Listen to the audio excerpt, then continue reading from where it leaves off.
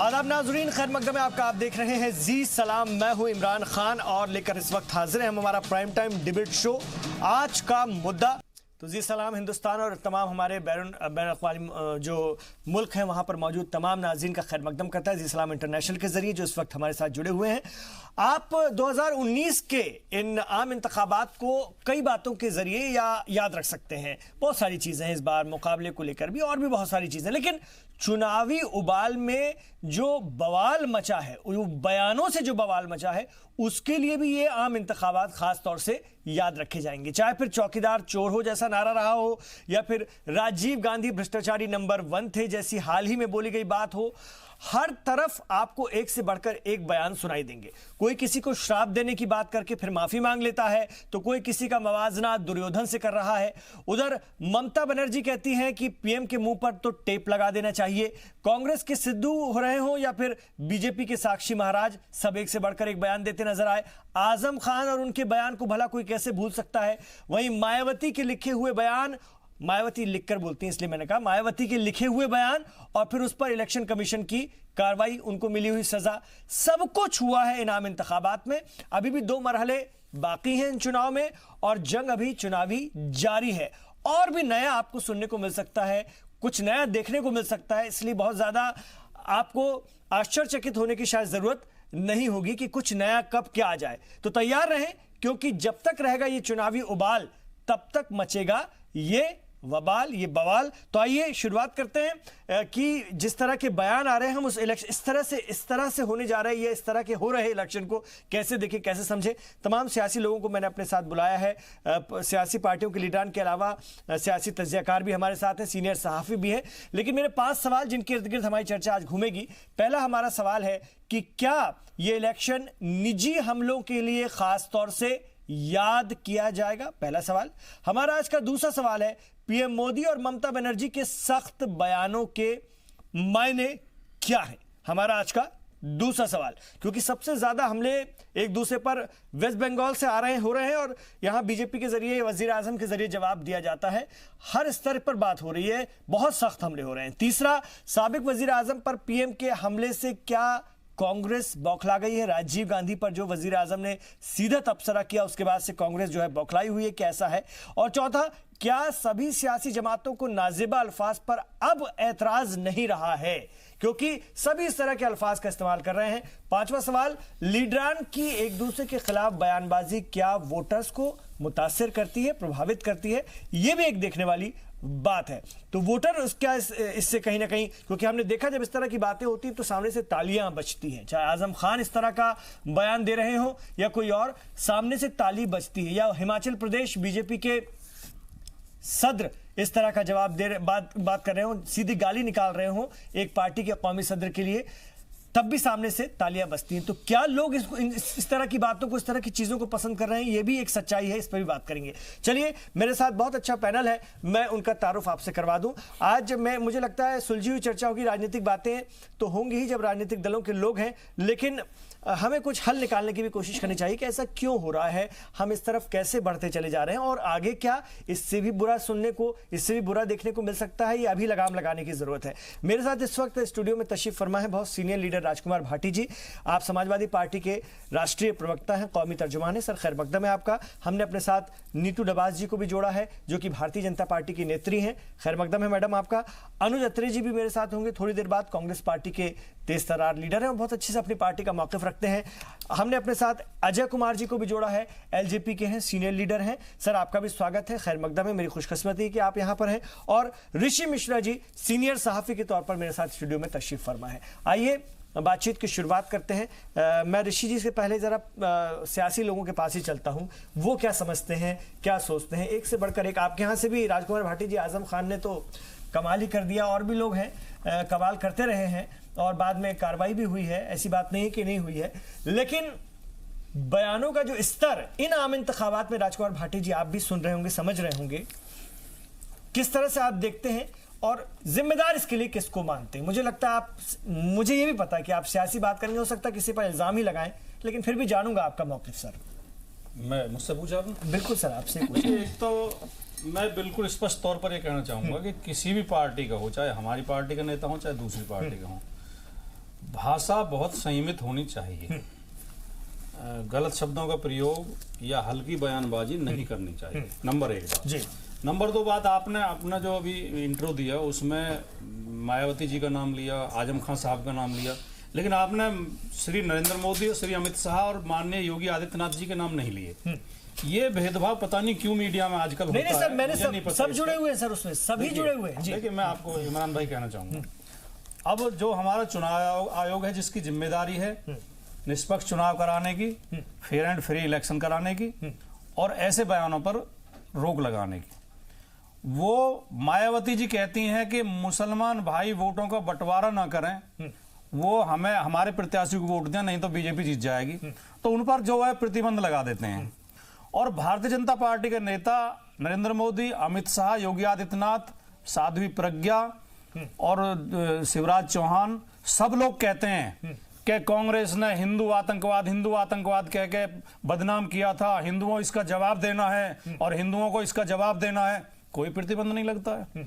चुनाव शुरू होते हैं, चुनाव शुरू होते ही चुनाव आयोग एडवाइजरी जारी करता है सभी पार्टियों के लिए कि कोई भी पार्टी सेना से जुड़े प्रतीक और शहीदों का प्रयोग चुनाव में नहीं करेगी। और प्रधानमंत्री नरेंद्र मोदी एकदम अगले ही दिन भाषण देते हैं कि जो पहली बार वोट डाल रहे हैं वो पुलवामा के शहीदों के नाम अपना वोट अर्पित कर दें। मुझे पता था। इस पर नहीं, मैं थोड़ा सा 10 सेकंड और सारा 10 सेकंड उधर लगाएंगे। 10 सेकंड चाह रहा था कि आत्मावलोकन हो जाए तो अच्छा है। आत्मावलोकन का मैंने खान साहब कहाँ का रंग क्या इमरान साहब, मैंने आत्मावलोकन समाजवादी पार्टी आज भी उनको बचाती रही है। तो मेरा कहने का मतलब है हम आत्मावलोकन थोड़ा समय देंगे, थोड़ा सा समय दीजिए, ज्यादा समय बीजेपी वालों के पास भी जाऊंगा, ये ज्यादा समय नहीं लूंगा, सवालों को लेकर ही जाऊंगा, ज्यादा समय नहीं लूंगा। प्रधानमंत्री जी के खिलाफ 1 अप्रैल को शिकायत की जाती है इस बयान के लिए, आचार संहिता के उल्लंघन में। पूरे महीने चुनाव आयोग उसकी सुनवाई तक नहीं करता है। बाकी नेताओं पर अगले दिन रोक लग जाती है, अगले दिन निर्णय हो जाता है, दंडित कर दिया जाता है। प्रधानमंत्री के खिलाफ 11 शिकायतें आ जाती हैं। पूरे महीने चुनाव आयोग मीटिंग तक नहीं करता है। फिर सुप्रीम कोर्ट को कहना पड़ता है कि इस पर आप कार्रवाई करिए। और एक मैं प्रधानमंत्री नरेंद्र मोदी की बात कर रहा हूं, पूरे महीने सुनवाई नहीं करता चुनाव आयोग। ये चुनाव आयोग पर सीधे सीधे उंगली उठती है। नंबर 2, आपने जो आजम खान साहब का नाम लिया, देखिए मैं बड़े माफी के साथ कहना चाहता हूं, ये अनपढ़ लोगों की जमात इकट्ठी हो गई है जो मुहावरों को नहीं समझ पा रही है। आजम खान साहब ने जो बोला वो मुहावरा है, आप समझिए मेरी बात को। ये आरएसएस के लोगों के लिए आम मुहावरा प्रयोग किया जाता है कि वो खाकी निक्कर पहनते हैं, खाकी चड्डी पहनते हैं। और जैसे अब एक मुहावरा होता है हमारे यहाँ, चोली दामन का साथ है। ये मुहावरा बोलने का मतलब अश्लीलता थोड़ी है या कपड़ों पे टिप्पणी थोड़ी है, तो वो मुहावरा है। राजकुमार जी, उसका अर्थ नहीं समझ पाए हम लोग। ये घोर मासूमियत है। ये मासूमियत नहीं है, घोर मासूमियत। मैं जिम्मेदारी के साथ कह रहा हूं। या तो सबको मासूम समझ रहे हैं, मतदाताओं को, सुनने वालों को जानने समझने। आप 10 साल तक रामपुर का प्रतिनिधित्व किसने किया था, उनके बारे में सबसे पहले उन्होंने कहा कि 10 साल से जो यहाँ मैंने क्या कहा आपसे, आप इमरान साहब, अगर आप ईमानदारी से बताइए उनको क्यों मिली? इमरान साहब मिली ना, उनको कुछ घंटों के लिए बैन तो किया गया ना सर। देखिए, सजा जिसे मिल जाए जरूरी नहीं है कि वो दोषी हो, कई बार निर्दोष लोग भी फंस जाते हैं। तो फिर तो ये बीजेपी, लेकिन मैं ये कहना चाहता हूं, आप बताइए ईमानदारी से, मैं आपसे पूछ रहा हूं, क्या आपने मुहावरा सुना नहीं सुना है? आरएसएस के लोगों के लिए कहा जाता नहीं ये खाकी चड्डी वाले हैं, ये खाकी निक्कर वाले हैं, ये कहा जाता है नहीं कहा जाता? आप ईमानदारी से बताइए। केवल यही बात उन्होंने अपने भाषण में कही थी कि मैं तो जानता था ये खाकी चड्डी वाले हैं। मतलब ये आरएसएस के लोग हैं, वो ये कहना चाह रहे थे, वो कपड़ों पे टिप्पणी नहीं कर रहे थे, उसको गलत समझा गया, गलत अर्थ निकाला गया। अच्छा, मतलब सबके जहन मतलब एकदम खराब हो चुके। नहीं, सबके तो मैं नहीं कहता, मेरा तो खराब नहीं है, मैंने तो समझ लिया सही। अच्छा। बहुत लोगों ने समझ लिया। ठीक है सर। और आजम खान साहब कितनी वोटों से जीतेंगे आप ये 23 तारीख में देख लेना। बिल्कुल। अगर सबके जहन खराब है तो कैसे जीत रहे हैं चुनाव? तो नताज बताएंगे सर। हाँ, बिल्कुल, मैं 23 तारीख को बात करूंगा आपसे। जी ने जो बातें कही, उन्होंने शुरू में जरूर कहा कि ऐसा नहीं होना चाहिए, लेकिन फिर वो चीजों को लेकर के सीधे इलेक्शन कमीशन पर दोष देते रहे। आप लोगों को भी घेरे में ले लिया कि आप लोगों के लिए बाइज्ड है, मतलब आप लोगों का कहीं ना कहीं सपोर्ट करता है इलेक्शन कमीशन, वजीर आजम पर कार्रवाई नहीं करता है, सीधा वो उनका इल्जाम है। क्या कहेंगी? और कई उनके बयान भी वो गिना रहे हैं, कई उनकी बातें भी गिना रहे हैं। जी जी, इमरान जी, जब आपने राजकुमार जी से प्रश्न किया था तो मुझे बड़ी अपेक्षा थी कि वरिष्ठ नेता हैं और बड़ा मन दिखाते हुए वो ऐसे जो बयानबाजी है भारतीय राजनीति में हम कैसे मानक स्थापित करेंगे ये हमारा समाज तय करेगा। जिस तरह की बयानबाजी, पहली बात तो मैं ये स्पष्ट कर देती हूं कि मैं किसी भी तरह के आपत्तिजनक और अभद्र शब्दों का प्रयोग चाहे किसी भी पार्टी में इस्तेमाल हो, कोई भी नेता किसी भी पार्टी का नेता अगर इस्तेमाल करता है मैं उसका समर्थन नहीं करती हूं। राजकुमार जी ने बड़ी ही चालाकी से जो मुस्लिम आरक्षण को लेकर जो मायावती जी ने बात रखी थी वो एक स्पष्ट तौर पर पोलराइजेशन था कि इनको वोट मत करना। आरक्षण की कोई बात नहीं है राजकुमार जी, मैं अपनी बात रख लूं। आरक्षण का कोई जिक्र ही नहीं था। आरक्षण की नहीं, मुसलमानों को वोट करने की। आरक्षण, वो तो मैंने खुद कहा, गलत शब्द हो गया। मुसलमानों को एक साथ एकजुट होकर वोट करने की जो एक पोलराइजेशन की जिन्होंने बात रखी थी, अगर आप पूरा वीडियो देखेंगे उसमें समझ में आ जाएगा कि उन्होंने उनको वोट करने के लिए उकसाया था। दूसरी बात जो राजकुमार जी ने बड़े अच्छे से ये इस बात को इधर उधर झोल कर दिया और घुमा दिया कि आजम खान जी ने जो चड्डी की बात की थी, आजम खान जी, मैं इस बात वो वीडियो आप जो है दिखा दीजिए और उस पूरी वक्तव्य को आप सुनकर देख लीजिए। इसको कहते हैं इनेडो, यानी कि किसी एक व्यक्ति के बारे में अंग्रेजी में एक शब्द होता है इनेडो। इसका मतलब क्या होता है कि आप किसी व्यक्ति को टारगेट करके बात करेंगे, उसके चौतरफा बातें करेंगे, आप चारों तरफ बातें करेंगे, लेकिन उस व्यक्ति के बारे में नहीं बात करेंगे। पूरा देश जानता है, सब जानते हैं, जब आजम खान जी ने वहां पर ये शब्दों का प्रयोग किया था तो किन के लिए 10 साल तक उन्होंने कहा कि उनको जाके उंगली पकड़कर रामपुर की गलियों में घुमाया। जो पूरा वीडियो आया है उसमें स्पष्ट ये है कि उन्होंने जया प्रदा जी को टारगेट किया है। और मैं महिला होने के, मैं पार्टी की प्रवक्ता के साथ साथ मैं एक महिला भी हूं और मैं ऐसे शब्दों का किसी भी, अगर भारतीय जनता पार्टी में भी अगर कोई व्यक्ति ऐसे शब्दों का प्रयोग करते समर्थन नहीं कर सकता। बड़ा शर्मनाक है कि राजकुमार जी ने उनको समर्थन दे दिया। आप हम आजम खान तक की बात को क्यों रहने दें, वो आजम खान वर्सेस वो हो जाएगा। मेरा तो कहने का मतलब है आप उनको छोड़िए ना, उनको छोड़िए, वो नहीं कर रहे हैं आत्मावलोकन, उनको लग रहा है कि लोगों ने गलत समझा, उनको छोड़िए। आपके यहाँ भी तो एक से एक है। आप साध्वी प्रज्ञा जी को देख लीजिए, उन पर कार्रवाई हुई है, योगी आदित्यनाथ जी पर भी कार्रवाई हुई इलेक्शन कमीशन की, उनके बयानों को लेकर के। आपकी पार्टी के हिमाचल प्रदेश के अध्यक्ष ने कांग्रेस पार्टी के कौमी सदर राहुल गांधी जी के लिए नाजेबा अल्फाज का सीधे तौर पर गाली का इस्तेमाल किया, उसका वीडियो जारी हुआ है। तो पहले अपने के लोगों की हालत तो देखिए, छोड़िए उनको, वो नहीं करते तो ना करें। मेरा कहने का मतलब है सब लोग अपने अपने बारे में कुछ तो सोचें, आप उनको छोड़िए ना, जाने दीजिए। जी इमरान जी, यही बात मैं कही, मैंने शुरुआत में ही कहा कि मैं ना तो यहां पर बैठकर ये कह रही हूं कि योगी आदित्यनाथ जी ने अगर ऐसे शब्दों का प्रयोग किया है तो इलेक्शन कमीशन ने उन पे कार्रवाई की है, साध्वी प्रज्ञा जी पे और आपने देखा होगा कि जो वक्तव्य अगर हमारी पार्टी के नेताओं द्वारा प्रयोग हुए, मैं उनका समर्थन नहीं किया, पार्टी ने उनका समर्थन नहीं किया है। लेकिन हमें ये भी बात देखने की जरूरत है इमरान जी कि देश के आपने अपने जी आजम नरेंद्र मोदी जी पे भी कार्रवाई होनी चाहिए, ये नहीं हो रही है, ऐसा कहना है इलेक्शन कमीशन। देखिए हमारे देश में पार्टी से ऊपर संवैधानिक संस्थाएं बैठी हैं, वो अपना काम कर रही है, उनका काम अपने सही तरीके से होता रहे, मैं उसका पूरा समर्थन करती हूं।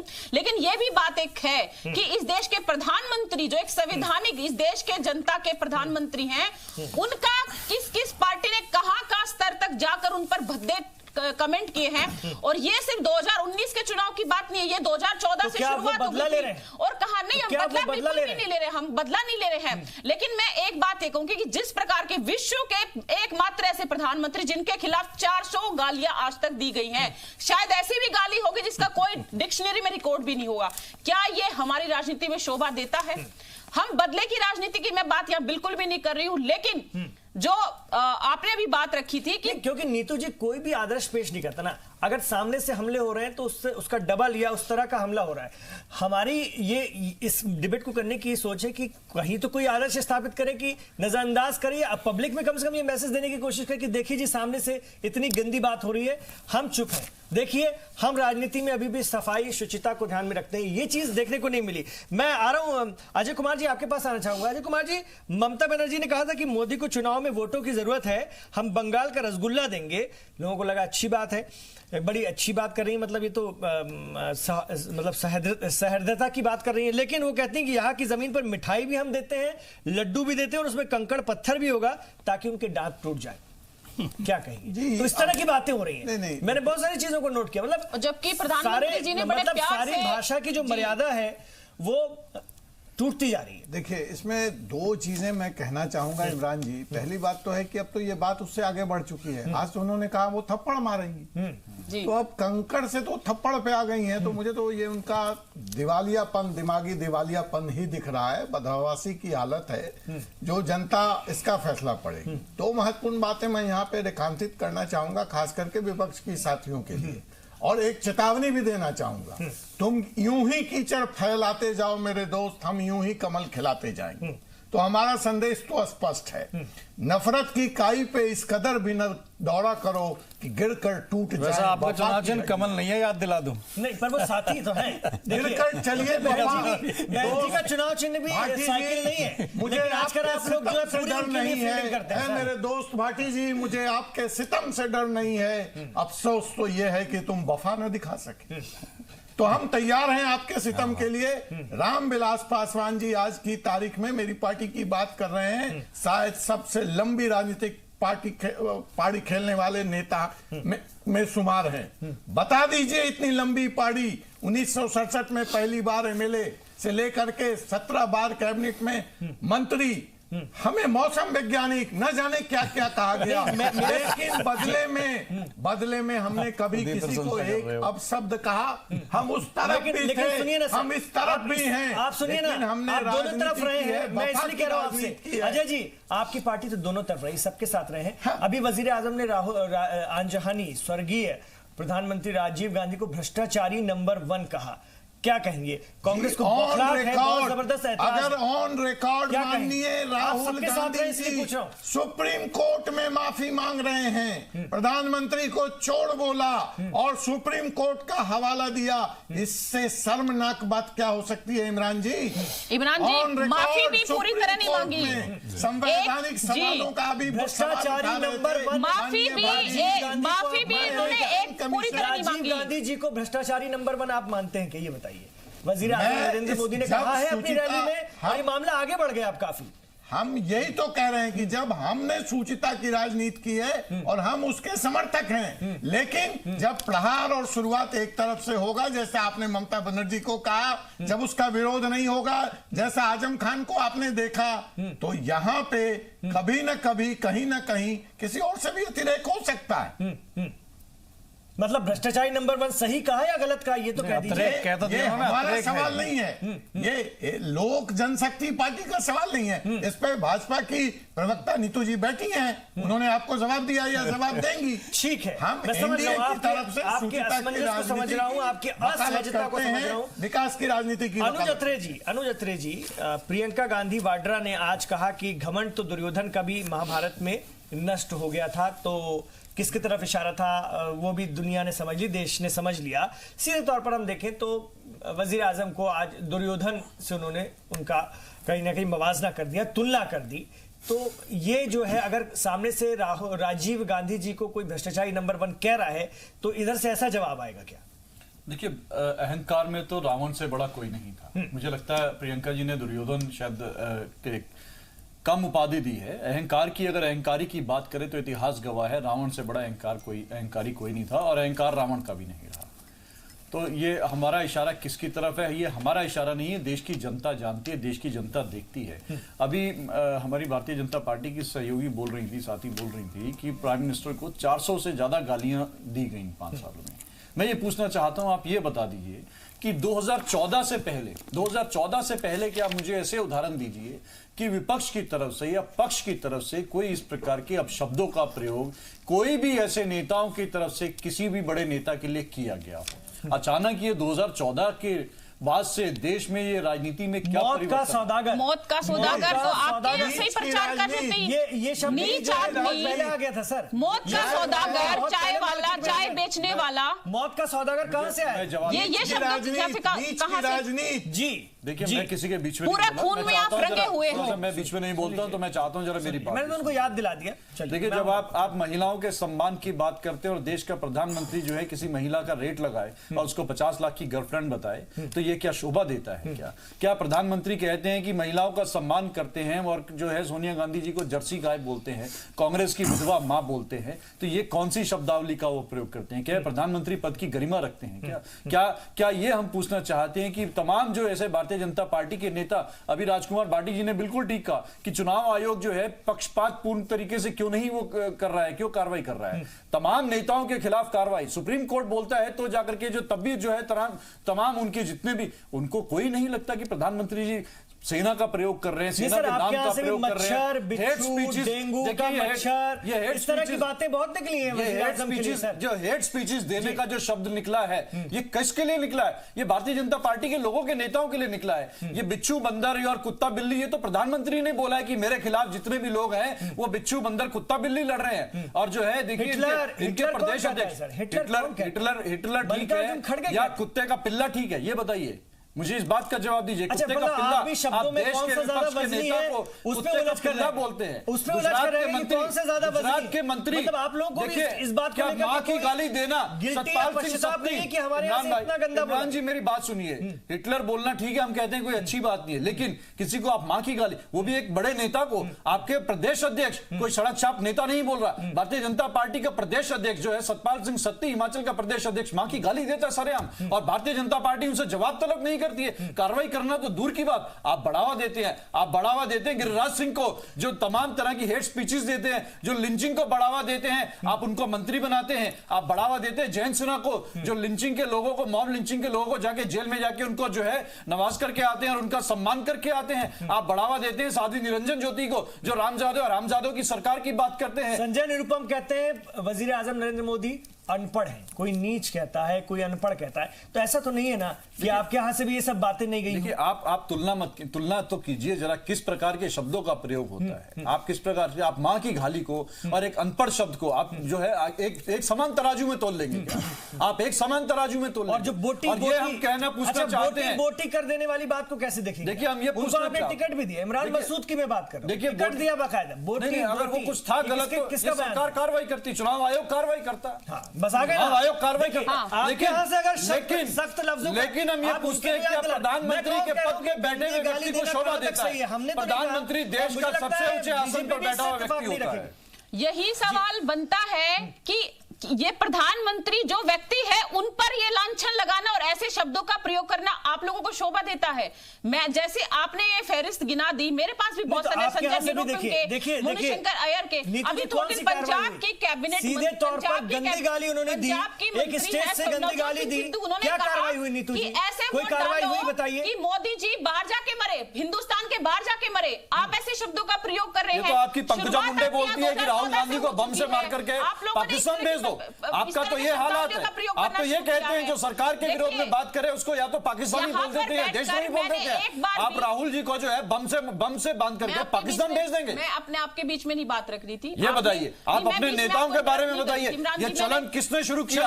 आज जो शब्दों का जो है गिरावट आई है, जो नेताओं के जो शब्दों में जो गिरावट आई है, इसका श्रेय अपनी बातचीत में आगे बढ़िए। एक मिनट नीतू जी आ रहा हूं आपके पास। नीतू जी आऊंगा कि आप जाति से लेकर उनके काम से लेकर नीतू जी और जानने समझने की कोशिश करते हैं। जाति नहीं होती, और जानने समझने की कोशिश करते हैं। ये बात शुरू कहां से हुई थी, इसका आधार क्या है, किसने शुरुआत की थी, ये तो बात पता चले।